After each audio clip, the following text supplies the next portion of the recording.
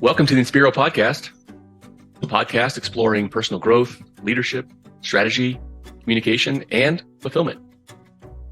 We are your hosts, Jason Luchtefeld and Bill Woodburn. I'm here as a dentist, transitioning into a career to help facilitate individuals and their organizations towards a more fulfilling future. Hi there, I'm Bill Woodburn, and I'm a licensed professional counselor and licensed marriage and family therapist in Austin, Texas. I'm fascinated by the way people come together to solve problems, whether that's couples or families, dental practices, or organizations.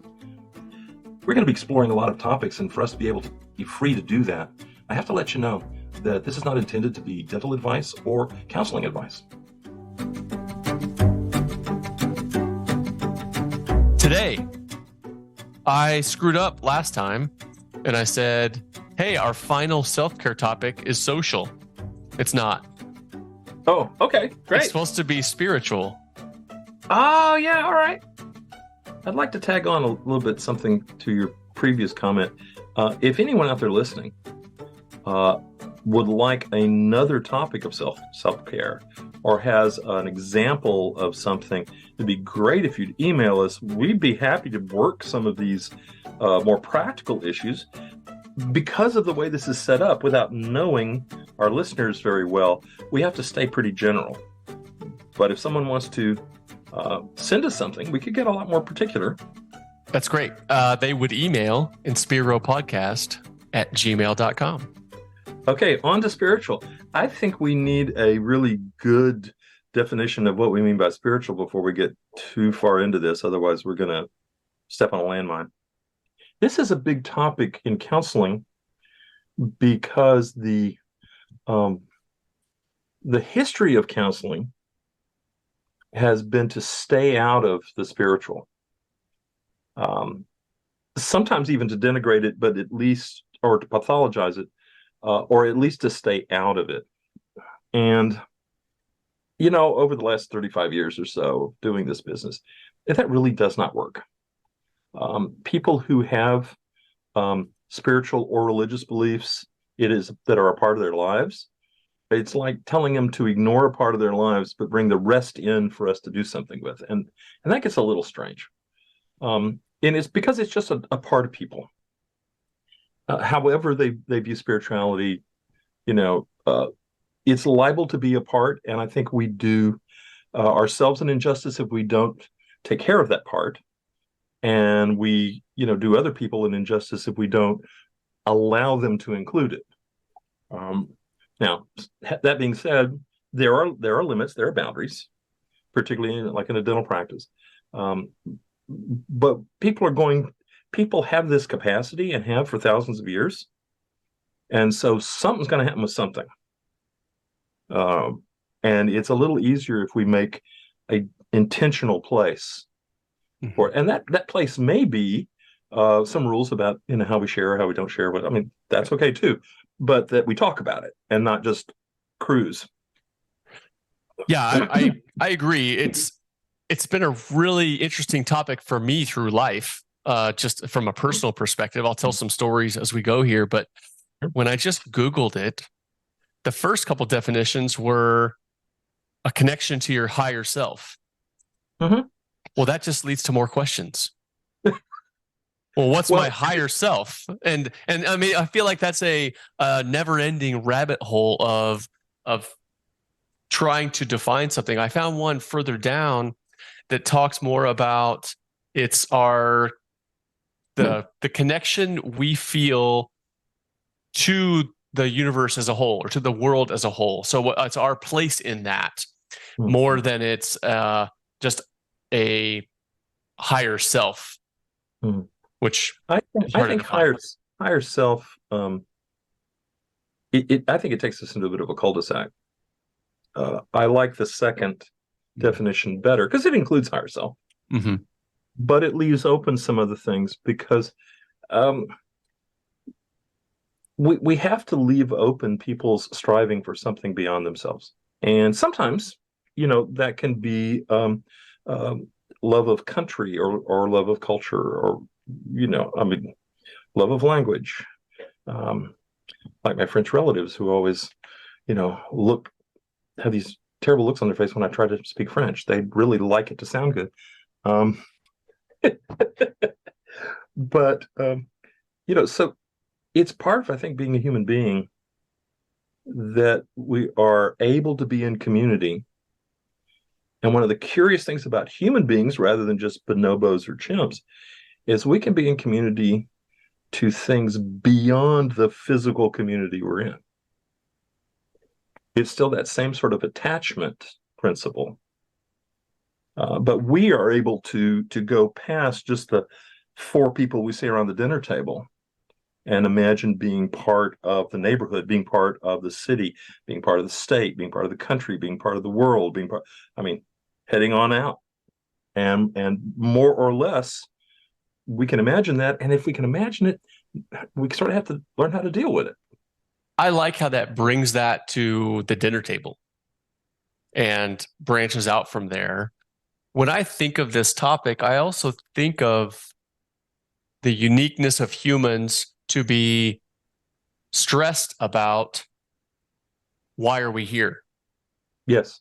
And Not only that's stress, the whole but to idea. see it as an existential question. Yeah. So there are, that's, I think, why the idea of having spiritual self-care is important, because that concept is stressful for some people. Mm-hmm. Trying to find your purpose. Why am I here? Why am I doing this? What do I stand for? What is my place in all of this? And how do I make sense of it? How do I get comfortable with it?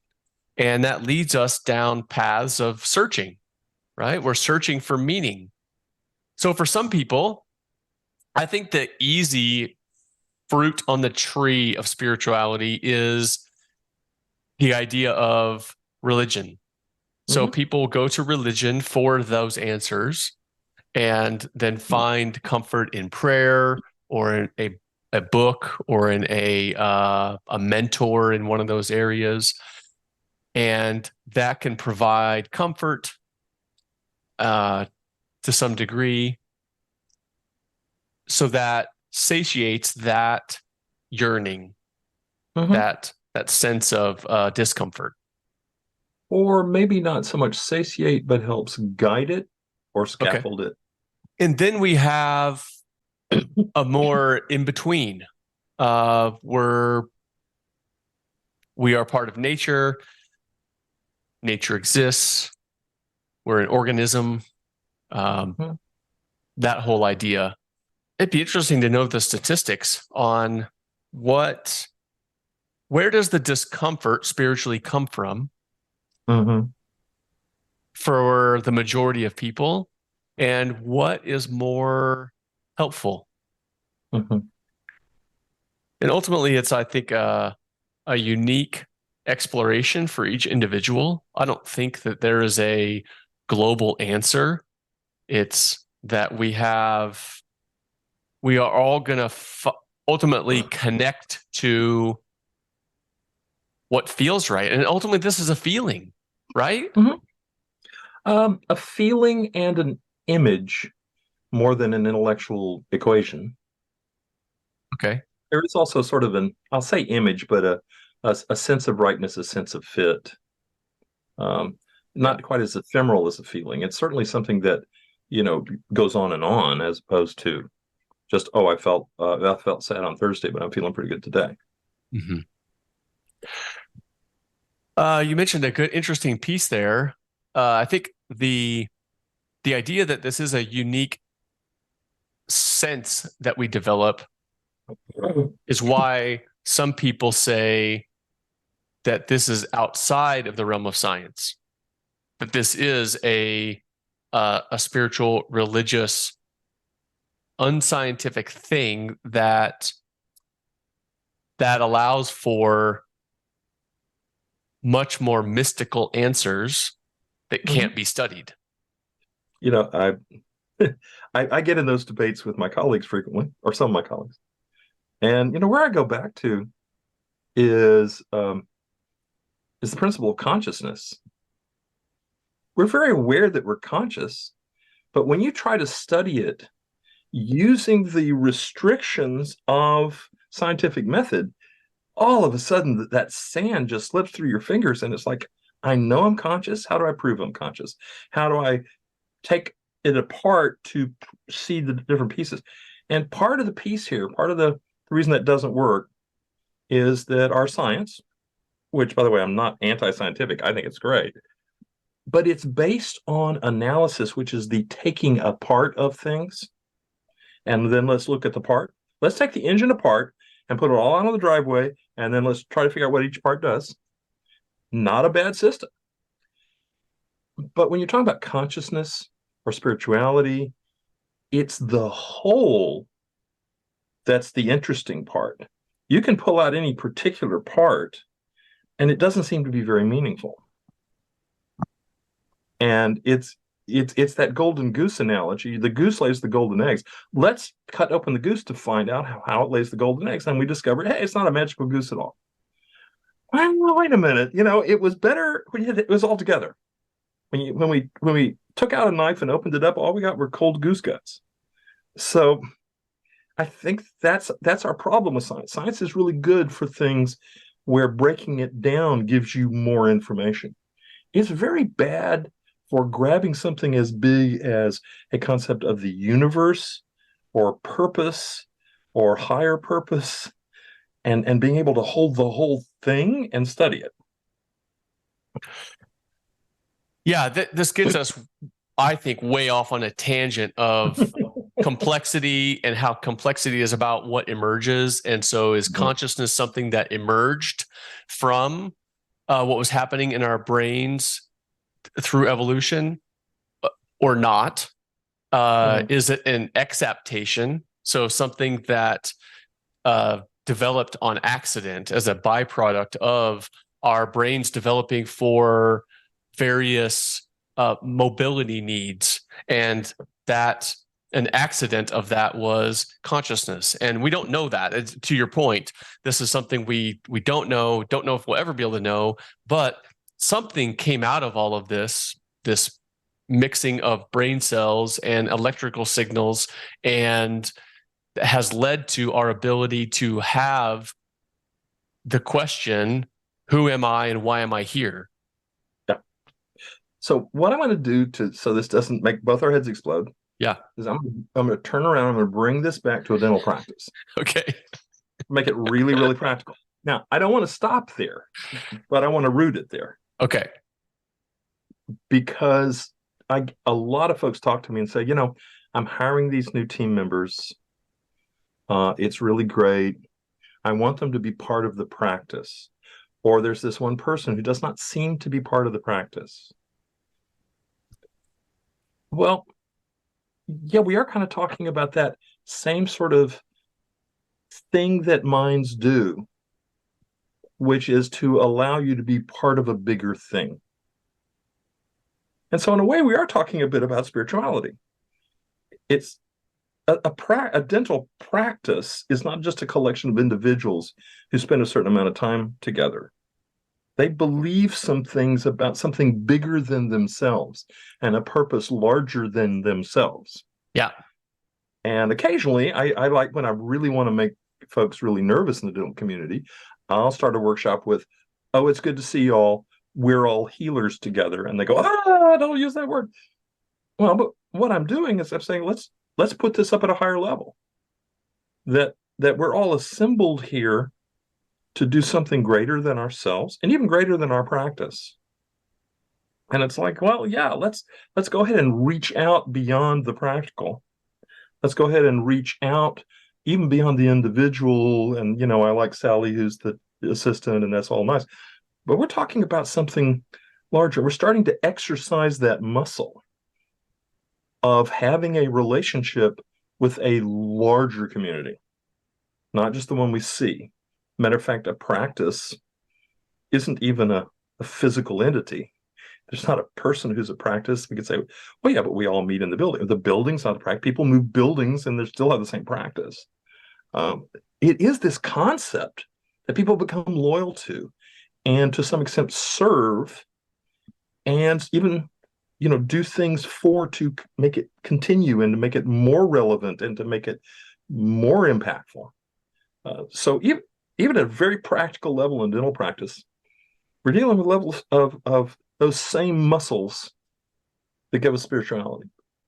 So are you leading us down a road to be able to maybe more gently bounce that concept around in our heads, to be able to think of it from your place in a practice and what that practice is providing as a whole through the teamwork that happens, the care that's provided, all of that kind of wrapped into a big bubble that is this thing that is bigger than just you. It's bigger than just the practice. There is a tension, I think, that all human beings have got. It's baked in. How much do we think of ourselves, and how much do we think of the group, the larger, the greater good? And I think spirituality helps us answer some of those questions. At what point am I only in this for myself, and what if I'm in it for something bigger? And what might that thing be? And what would be worth it? So, yeah, I think it's born out of that tension. So working in a practice because I need a job. That's for me, for myself. That's for me. Yeah. And the biggest thing I want is a raise. Yeah. And I don't care how the practice is doing. I want a raise. Working in a practice so that I can help improve the lives of children through treating their sleep disorders and helping people get healthy smiles through collaboration of my teammates and the patient and et cetera. That is more of a spiritual, bigger than me concept then. And on that continuum, I think there's a middle ground that I see a lot, which is I want us to have the best practice ever. I want us to take care of every team member. I want everybody to be well paid, but for the practice to be really healthy financially and practically, and and that we work with patients. That's kind of the middle ground. We are doing something larger than ourselves, but only out to the extent of the walls of the practice. And then you talk about taking it on into how much impact could we have in our community, in the world, in the whole concept of being human, and where's the limit in that direction? What I'm pushing a little bit here is I want to take this out of the realm that it's very easy in our culture to see spirituality as something that happens between 9-11 on Sunday mornings, and then doesn't. Yeah. Okay. So I go it's in a practice, it's there. It'll be there Monday morning when you show up. Yeah. Especially when we talk about spirituality being our unique connection to the world as a whole, universe as a whole, and our place in it. And when we start to say that, then we have even different scales of that. As you talked about, we have that in our practice, and we have that in our community. We have that in our country and beyond. And so each of those is impacting a different set of people and ourselves. There's a lovely saying, and I don't really know where it comes from. It says, civilization comes to the land when a man plants a tree under whose shade he will never sit. Thanks again for listening.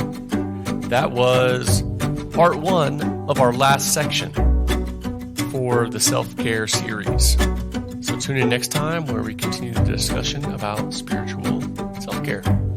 Thanks a lot.